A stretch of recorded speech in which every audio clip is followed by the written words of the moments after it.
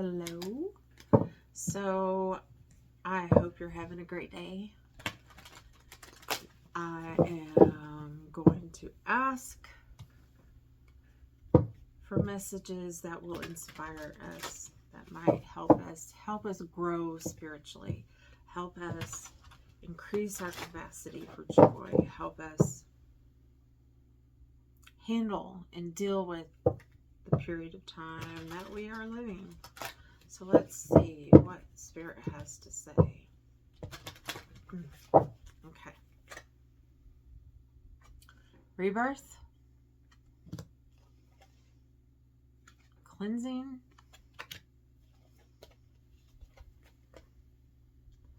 and transformation.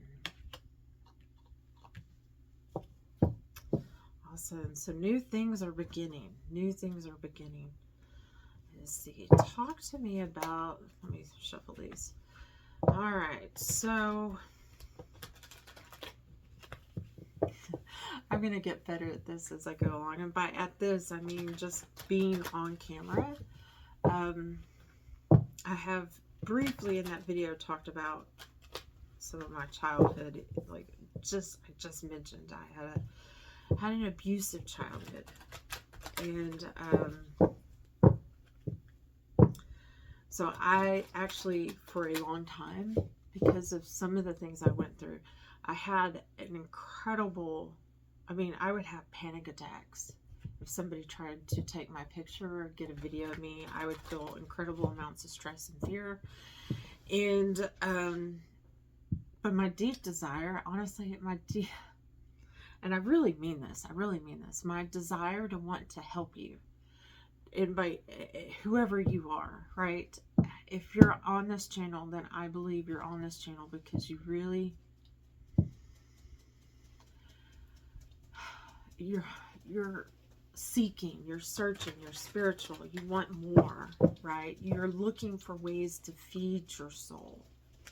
So I'm getting better and feeling a little less conspicuous about a camera being pointed at me. And you know, I did a lot of work too prior to getting to this place. Like I wouldn't have been able to do this when I was younger. All right, let's see. Talk to me about cleansing. What do I need to know? What do we need? The Tower. Okay. The Tower. King of Wands. And the Nine of Pentacles. Let's see. All right. So I'm just laying. It just happened, you know, as I laid down. We've got the Tower in rebirth. This is a period as we are going through the collapse of so many systems, of ways of seeing the world, of ways of being in the world. We're seeing that collapse. And I feel like the end result for us would be this Nine of Pentacles. This is a place we want to get to. But when I think of this, it's not just, I do feel like in this instance, the card means safety and security in, you know, these core needs that we have, you know, in the hierarchy of what we need as a human being. But I also think it's psychological and spiritual and mental as well. A release from the structures, right, that were set up to hold us back. And let's see, let me ask a little more clarification. Should I pick a different deck? Yeah. Okay, so we've got here the Frog, the Cleansing, and the King of Wands. It's very interesting as he has a little amphibian on his card, and I don't know, is that a frog? Yeah, that's a frog. Are frogs amphibians? I should know that. I should know that. But I am of a certain age. And I have, at the same time that the collapse of my country started, I started perimenopause, y'all. And that is an insane combination. I mean, you're a woman of a certain age and you are there or you've been there, then you know why I'm laughing to keep from crying. All right, so tell me a little bit about, like, how does the power and the strength of that King of Wands, that master of action, what does that have to do with cleansing? Give me some insight. Okay. All right, let's see what they have to say. If you're watching this, whew. Okay, crown chakra.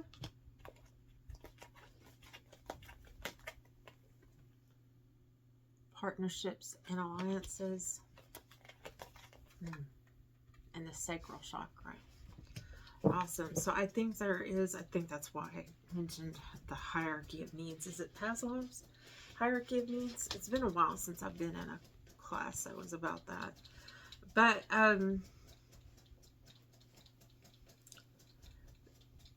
our connection, and while I don't necessarily think the King of Wands is divine in a usual sense in this deck, there is a connection of supreme authority, of somewhere being authority.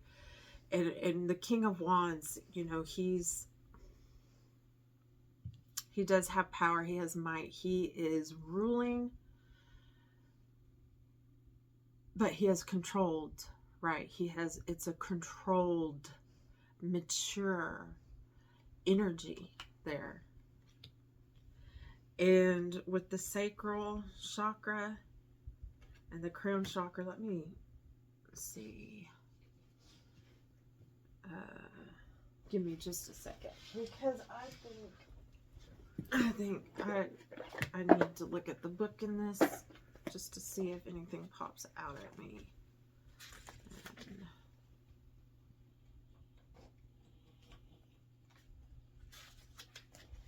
Okay. Okay. I think it's a purifying time.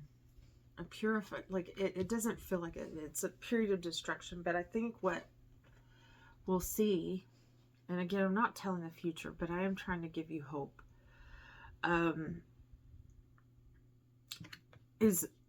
here's the thing with I am focusing on a kind of a global scale here, but also not any one individual can change the entire world. All you can do is change your world. If you want to see kindness and compassion and justice and equity, then you need to look inward, right? You need to look inward and cleanse yourself of everything that doesn't align with that. And get your thoughts and your wants kind of aligned together. Get it in alignment. Are my thoughts aligned with what I want? Right. All right. So let's keep going. I looked over there because I just thought of when I was talking about cleansing your mind and your thoughts. For some reason, this came to mind there, and I don't know if I have the book here, but no, I don't think I do. But if you have never read a book by Thich Nhat Hanh, I highly recommend it. He was a Buddhist monk, and I'm not Buddhist. You do not have to have a specific religion to get benefit from the Buddhist principles of mindfulness. And but he told a story in one of his books, or he kind of mentioned a process that in every mind, in every person, hey Kaiser, this is Kaiser, my kitty, and every person lights the seeds for good and the seeds for what we might call evil, kind of like rage, anger, destruction, to be hateful and vengeful.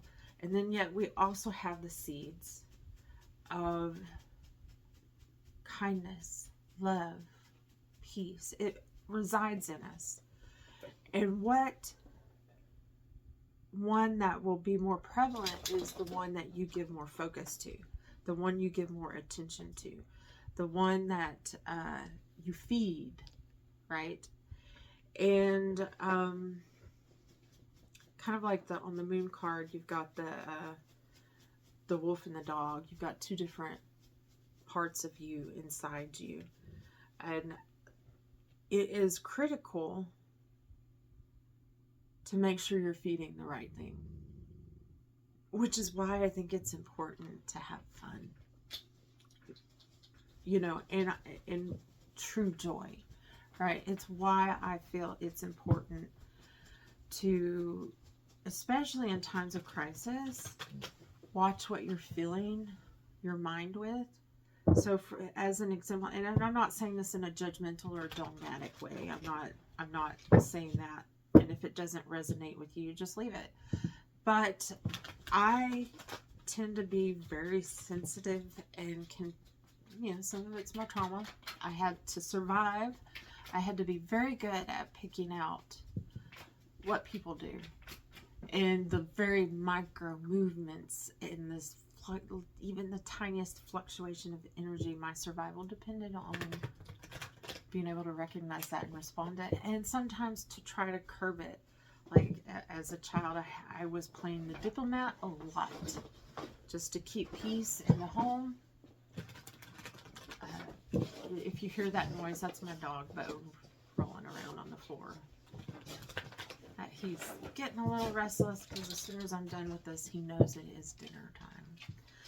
But where was I? Oh, I don't remember.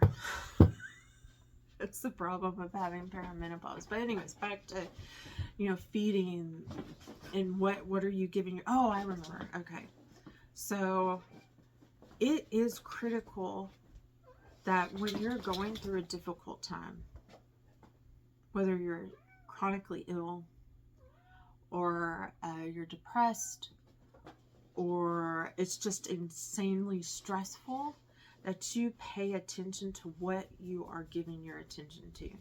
So for instance, like I was talking about my childhood and how I'm really sensitive to things. So I have to be extra aware of that, because when I don't pay attention to that, I tend to react in ways that make me feel less proud of myself. And with everything going, and having said all that, I love horror movies. I am a big horror movie buff. I feel that there is something really important about exploring your fears in that way. However, watching it, especially for me, causes very strong physical sensations based on emotions I'm feeling, because I can literally feel the pain that they're feeling in that moment, right? Like I can feel the fear. I can feel it because I'm feeling it. And maybe that happens to everyone else. I don't know. But if you're like me, you might want to guard your thoughts, guard your minds, and kind of like I did, I stepped away from that. Not for the rest of my life, just for now. Because right now I realize that I am highly stressed out. So I stepped away from that. I have limited how much I consume the news. I have backed away from most of my social media, and have limited how soon in the morning I can pick up my phone and do something with it. Meaning, specifically looking at the news or checking social media, because I need to be able to do what I need to do to be able to have the courage to continue to make the phone calls, to show up at protests, to be there for friends and family. I have to, we might have another kitty soon. I have to really make sure that I am devoting most of my attention to things that help lift me up. So that might be important to you. That might be kind of your cleansing, right? There, as part of this process. Now, will I have to limit that for, will I have to limit my horror movies forever? No, no. But it's like being, like, it's the same. Like, when you're sick, you take antibiotics. You don't take antibiotics forever. So this is kind of like my own personal prescription for myself. Just passing that along in case you find that useful. I keep being drawn back to this rebirth and transformation. And, you know, it's a rocky road out there right now. It's a rocky road. Let's see. I think should I pull any more cards? I'm just trying to see what my intuition is telling me. Yeah. Okay. Just 3 more. 3 more. So you might consider that. You might ask yourself, in what ways, like, is my, and I'm not saying this from a perspective of being moral or immoral.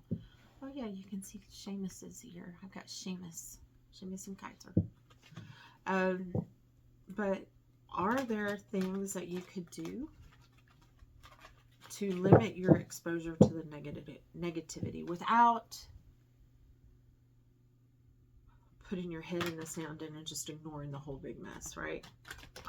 Ask yourself that. Like, and maybe just start with one thing. So what one small step can I take, right, that will help me kind of preserve my sanity in this moment. All right, so final words. Okay, let's see.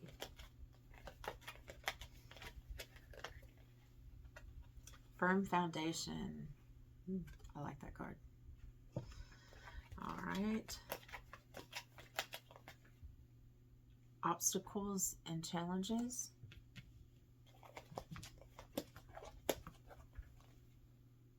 And memories of love. It's kind of like the 6 of Cups.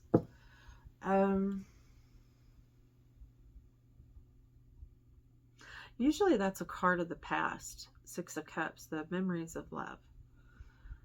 But what I keep being drawn to is the fact that they're cradling that.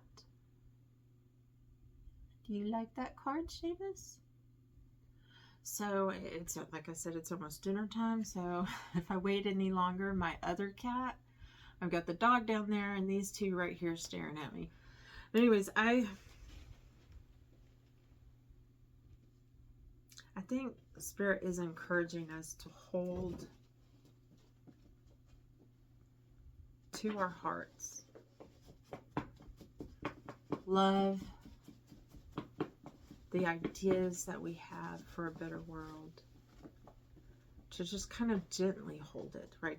He's not grasping it, right? So yes, it might be the past, but he's not clinging to it. He's just kind of letting it rest there. So for the things that bring you, like, when you think about it, you light up. Embrace, like, keep that in your hand. Let that be your firm foundation, so that in the moments of obstacles and challenges, you are able, you're able to get through. So today's suggestion, I think, I had something else planned, but based on this reading, what I'd like to do is ask you, if you are currently struggling, whether it's with sleep, whether it's just anxiety and fear and worries of everything that's going on right now, if that is you, I would like you to think of one small change that won't hurt too much, right? And I'm not telling you what that small change is, because I believe that it should be every person's decision what they change in their lives.